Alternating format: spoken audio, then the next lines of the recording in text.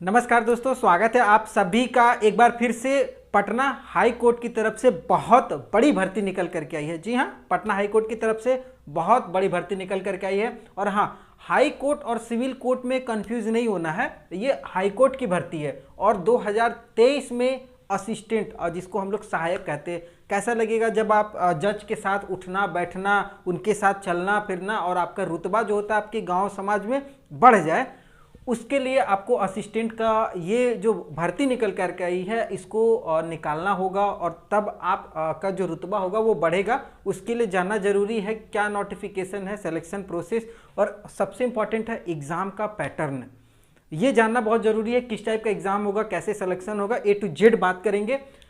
Patna high court की तरफ से ये भर्ती निकल चुकी है। अगर पोस्ट की बात करेंगे तो असिस्टेंट सहायक के पदों पर भर्ती निकाली गई और ये जो पद होता है ना, ग्रुप बी, मतलब आप समझ सकते हैं ग्रुप बी का ये पोस्ट है। और अगर नोटिफिकेशन के नंबर की बात करेंगे तो PHC मतलब पटना हाई कोर्ट /01/2023, ये नोटिफिकेशन नंबर नोट डाउन करके रख लीजिएगा। और ये ऑफिशियल नोटिफिकेशन आपको बगल में दिख रहा होगा, आप देख लीजिएगा। ये ऑफिशियल नोटिफिकेशन शॉर्ट नोटिस जारी हुआ जिसमें क्या क्या एलिजिबिलिटी मांगी गई, ये सारी चीज़ें बताई गई हैं और यहाँ पर भी मैं आपको समझा देता हूँ। टोटल जो सीट है वो 550 सीट निकल करके आई है। आप ऑल ओवर इंडिया के कोई भी कैंडिडेट आवेदन कर सकते हैं। रहा बात अगर आपको छूट चाहिए कैटेगरी में, एज में, तो वो आपका बिहार का आवासीय और जाति प्रमाण पत्र वगैरह है, तो आप यहाँ पर उस चीज़ का फ़ायदा उठा सकते हैं। एज की बात करेंगे तो 18 से 37 साल, कम से कम 18 होना चाहिए और ज़्यादा से ज़्यादा 37 साल तक। तो देखिए जनरली होता क्या है ना, 27-28 साल तक भर्ती का जो एज होता है वो ख़त्म हो जाता है, लेकिन यहाँ जो एज दिया गया वो 37 साल दिया गया है। सामान्य कैटेगरी मतलब जनरल वाले जो भी कैंडिडेट हैं, जनरल और EWS, वो 37 साल तक इस फॉर्म को भर सकते हैं। ये एज कट ऑफ जो होगा वो 1 जनवरी को आपका 2023 में आपका एज कट ऑफ काउंट किया जाएगा। मतलब 18 साल से कम और 37 साल से ज़्यादा जनरल कैटेगरी में नहीं होना चाहिए। रहा छूट की बात, तो मैंने आपको बताया कि बिहार का अगर आपके पास आवासीय और जाति प्रमाण पत्र वगैरह है तो OBC में आपको 3 साल की छूट मिलेगी और SC ST को 5 साल की छूट मिलेगी। ये आपका एज क्राइटेरिया समझ में आ गया होगा। 18 से 37 साल तक कोई भी आवेदन कर सकते हैं। आवेदन करने का जो तरीका होगा वो ऑनलाइन के माध्यम से होगा।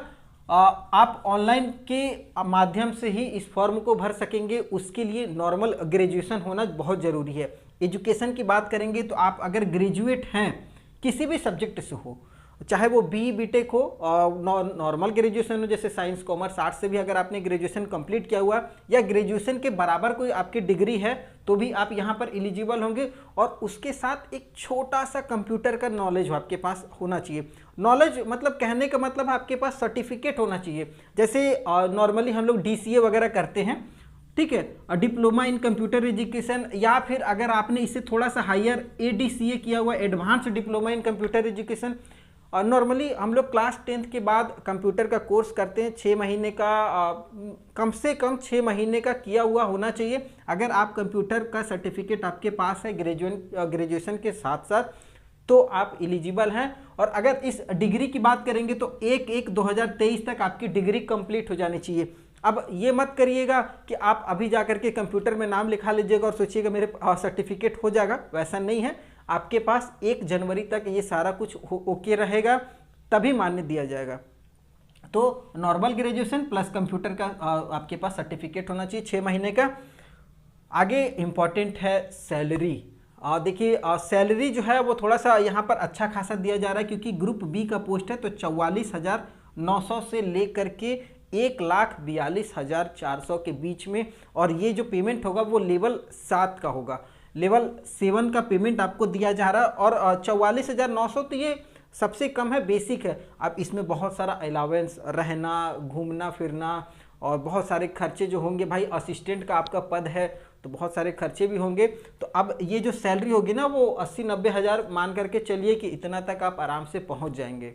तो अगर इतने बड़े पोस्ट पर आपकी भर्ती होती है, ज्वाइनिंग होती है और मात्र ग्रेजुएशन पास आउट, अपना एक अलग वैल्यू बढ़ेगा आपका समाज में, आपके परिवार में एक अलग रुतबा होगा। तो अगर कोई एलिजिबल है, इस टाइप से एज वगैरह है, तो उनको आप ज़रूर अपने परिवार में इस फॉर्म को भरवाइए।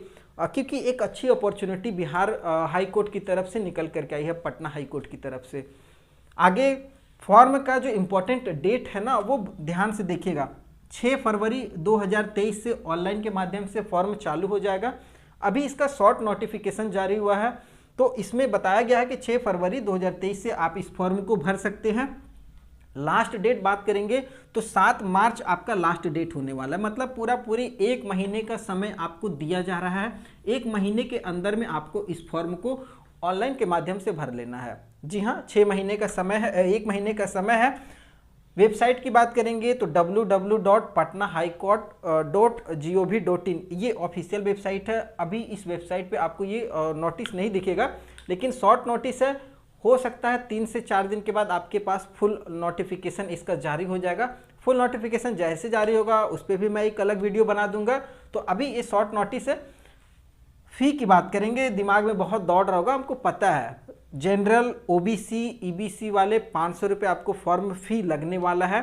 ठीक है, बढ़ सकता है लेकिन कम नहीं होगा, थोड़ा सा फ़ी में है डीमेरिट, और फ़ी ज़्यादा लिया जाता है, 500 रुपये नॉर्मली फ़ी है।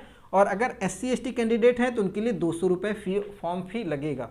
तो इतना आप एलिजिबल समझ गए होंगे। देखिए बेसिक मैं आपको बता देता हूँ, ग्रेजुएशन पास आउट कैंडिडेट हैं, अगर आपके पास 6 महीने का कंप्यूटर का सर्टिफिकेट है ग्रेजुएशन के साथ साथ, और अगर आपकी एज 18 से लेकर के 37 साल के बीच में है, तो आप इस फॉर्म को ज़रूर भरिएगा और भरना ही चाहिए। आगे बात करेंगे सिलेक्शन का प्रोसेस। देखिए 2016-17 में एक बार ये भर्ती आई थी, पटना हाई कोर्ट असिस्टेंट की भर्ती आई थी। तो उस समय कुछ इनका सिलेक्शन का प्रोसीजर था, पैटर्न था, उस पैटर्न को ध्यान में रख करके मैं इस बार आपको बता रहा हूँ। उस समय भी नॉर्मल ग्रेजुएशन ही मांगा गया था और इस बार भी वही ग्रेजुएशन मांगा गया, क्योंकि इस बार शॉर्ट नोटिस अभी जारी हुआ, फुल नोटिफिकेशन नहीं आया, तो पूरा सिलेबस निकल करके नहीं आया। अगर पिछले बार की बात करेंगे तो सबसे पहले आपका प्री हुआ था, उसके बाद मेन एग्जाम लिया था, और फिर एक छोटा सा स्किल टेस्ट या इंटरव्यू बोल सकते हैं, इस टाइप से आपका एक एग्जाम हुआ था। मेन होता है प्री और मेन एग्जाम, अगर इन दोनों को आप पास कर लेते हैं तो आप एलिजिबल हो जाएंगे। प्री जो होगा आपका OMR बेस्ड पे होगा, मतलब आपको OMR पे देना होगा, ऑफलाइन एग्जाम होता है, और इस बार भी ये प्री जो है ये OMR पे ही होगा। प्री जो एग्जाम होता है वो जनरली आपका 3 से 4 टॉपिक को कवर करता है। अगर मैं बात करूंगा इंग्लिश से तो आपका 30 नंबर का सवाल रहेगा। जनरली जो हम लोग इंग्लिश कंपटीशन लेवल की तैयारी करते हैं, आपने इलाहाबाद हाई कोर्ट देखा होगा फॉर्म, अगर नहीं देखा तो उसका सिलेबस उठा करके एक बार देख लीजिएगा, आपको आइडिया लगभग लग जाएगा कि कौन सा सिलेबस अगर हम पढ़ें तो इसको पास कर सकते हैं। और जैसे इसका फुल नोटिफिकेशन जारी होगा आपको इसके बारे में जानकारी मैं जरूर दे दूंगा। इंग्लिश से 30 नंबर है और जीके से 30 नंबर का सवाल आपको देखने को मिलेगा। मैथ आपका 20 नंबर का रहेगा और हिंदी आपका 20 नंबर का, कुल मिलाकर के 100 नंबर का ये पूरी पेपर होगा। और कम से कम 33% नंबर आपको लाना पड़ेगा। 33 मतलब जनरली 33 नंबर लाइएगा है तो आप मेन एग्जाम के लिए पार्टिसिपेट कीजिएगा। समझ में आ रहा होगा।